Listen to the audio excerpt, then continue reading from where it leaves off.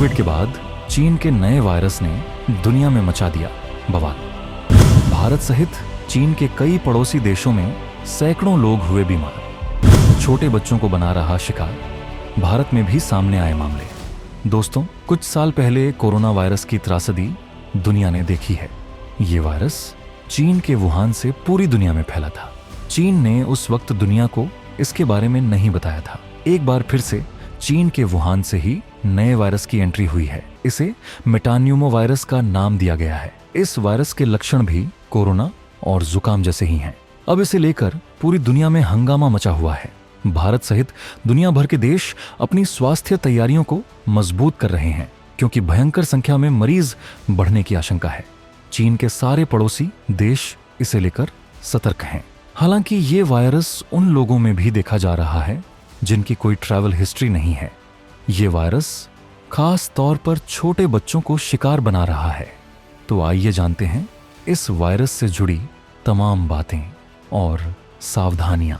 चीन में वायरस के संक्रमण से हॉस्पिटल में आई मरीजों की बाढ़। मलेशिया में भी सैकड़ों की तादाद में लोग आए वायरस की चपेट में। इस वीडियो में सबसे पहले आपको वायरस के लक्षण और इससे बचने को लेकर एक्सपर्ट की राय बताएंगे। इसके बाद हम आपको ये भी बताएंगे कि इससे भारत को कितना खतरा है। नए वायरस के आते ही दुनिया को इस बात की चिंता सताने लगी है कि क्या फिर से पूरी दुनिया में लॉकडाउन लगेगा, क्या एक बार फिर से मौत का तांडव होने वाला है। लेकिन एक्सपर्ट का मानना है कि ये वायरस पहले भी आ चुका है, लेकिन इससे उतना खतरा नहीं है जितना कि कोरोना वायरस से हुआ था।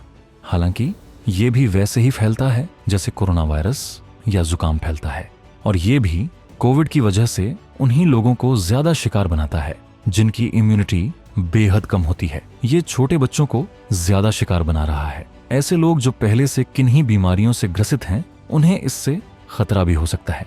अभी तक इस वायरस के खिलाफ कोई भी वैक्सीन या एलोपैथी दवा नहीं है। ये भी संक्रमित व्यक्ति से संपर्क में आने से फैलता है। इससे बचाव के लिए भी मास्क और सैनिटाइजर जैसी चीजों का इस्तेमाल करने पर जोर दिया जा रहा है। इसके अलावा डॉक्टर्स की सलाह ये भी है कि अच्छी डाइट और व्यायाम भी जरूरी है, जिससे शरीर की इम्यूनिटी बढ़ेगी। ऐसे में ये वायरस ज्यादा असर नहीं कर पाएगा। भारत में कई मामले आ चुके हैं और बच्चे ही इसके शिकार हुए हैं। हालांकि इनकी हालत खतरे से बाहर है।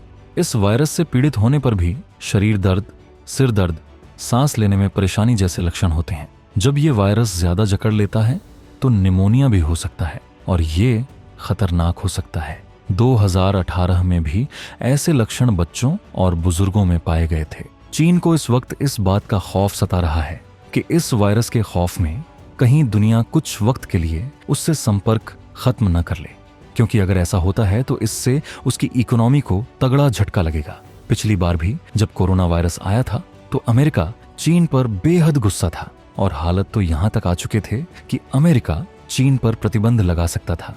उस वक्त डोनाल्ड ट्रंप अमेरिका के राष्ट्रपति थे और वो बार बार चीन को चेतावनी दे रहे थे। हालांकि आरोप है कि चीन ने तब WHO को अपने पक्ष में कर लिया था और विश्व स्वास्थ्य संगठन इसका बचाव करता दिख रहा था।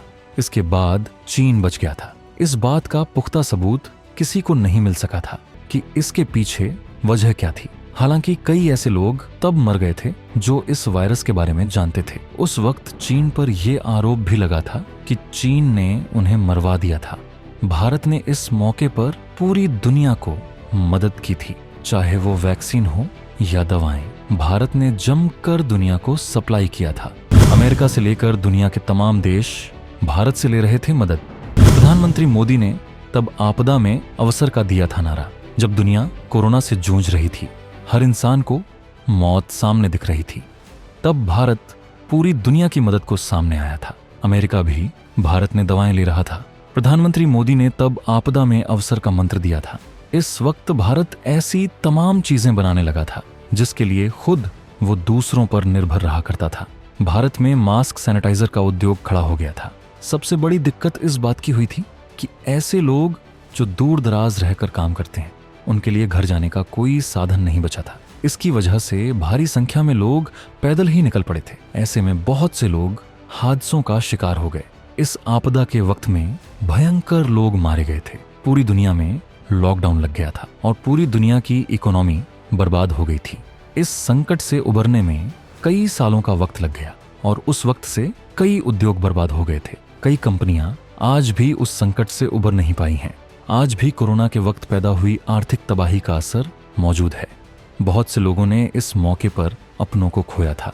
इस वजह से जब एक बार फिर से नए वायरस की एंट्री हुई है तो लोगों में खौफ पसर गया है।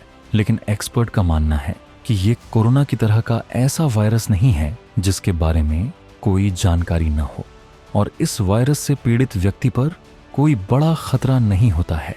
उन्हीं लोगों पर खतरा हो सकता है जो पहले से किसी गंभीर बीमारी से पीड़ित हों और जिनकी इम्यूनिटी कम हो। चीन जहां अपने यहाँ की रिपोर्ट बाहर नहीं कर रहा है और वो हालत को सामान्य बताने में लगा है, वहीं तमाम सूत्रों से खबर मिल रही है कि चीन में इस वक्त खतरा बढ़ गया है और वायरस की वजह से हॉस्पिटल में मरीजों की तादाद बढ़ रही है। इससे मलेशिया, ताइवान और सारे पड़ोसी देश सन्नाटे में हैं। मलेशिया में 327 मामले दर्ज किए गए हैं। इसके अलावा अब तो भारत में भी इसकी एंट्री हो चुकी है। लेकिन सबसे चौंकाने वाली बात यह है कि इस वायरस का संक्रमण भारत में उन बच्चों को हुआ है जिनकी कोई ट्रैवल हिस्ट्री नहीं है। ऐसे में डॉक्टर्स ये पता लगाने की कोशिश में हैं कि आखिर ये हुआ कैसे और इसके फैलने के और क्या-क्या कारण हो सकते हैं। हांगकांग में भी ये वायरस पाया गया है। भारत के बेंगलुरु में 2 मामले सामने आए हैं। इसके अलावा गुजरात में भी एक मामले की खबर मिल रही है। लेकिन एक्सपर्ट अभी तक यही बता रहे हैं कि इससे डरने की जरूरत नहीं है। ये कोरोना की तरह तबाही नहीं मचाएगा, इससे निपटा जा सकता है। ये सामान्य जुकाम जैसा असर करेगा। भारत के तमाम हॉस्पिटल्स इससे निपटने के लिए जरूरी तैयारियों में जुटे हुए हैं। अगर इसका प्रकोप बढ़ता है तो एक बार फिर से मास्क और सैनिटाइजर का इस्तेमाल बढ़ सकता है।